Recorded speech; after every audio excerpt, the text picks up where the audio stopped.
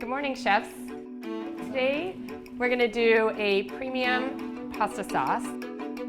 This is a jarred sauce in the medium category in grocery.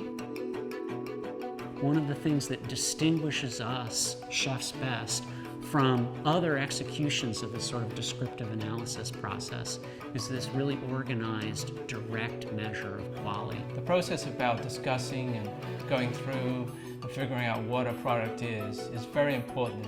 You look at sensory evaluation. It's a descriptive methodology of using defined attributes. And we take those attributes and we define the quality. And together that makes SAQA. SAQA stands for Sensory Attribute Quality Analysis. We have 3-digit codes. We use a double-blind methodology, so products are blinded. There are given code names. We don't talk about brands. We randomize the order of presentation. We control temperatures. We control methodology and how we're cooking. We're constantly measuring things.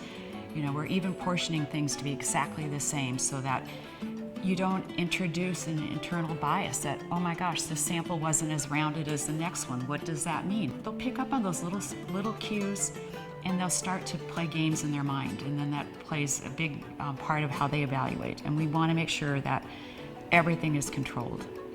So as you're putting it on the palate, what is the first experience?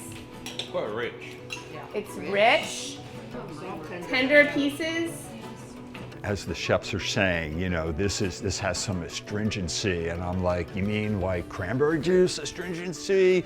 It's a common platform, a common lexicon of words that we all want to understand and what they mean.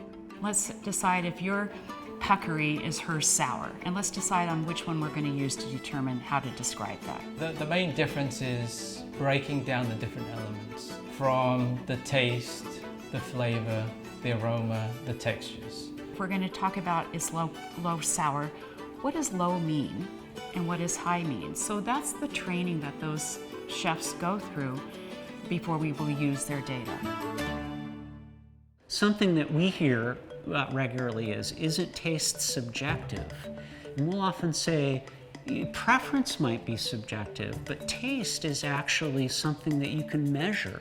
In any given scorecard, we might have 20, 25 terms that are describing that product. And once it's a number, then you can analyze it. You can apply statistical practices to it. You can quantify things. We have been asked, why don't we go in there and give the language to the chefs? And it's like, no, they're empowered to tell us what they're perceiving. I want to make sure that the data matches. It's all based on the panel.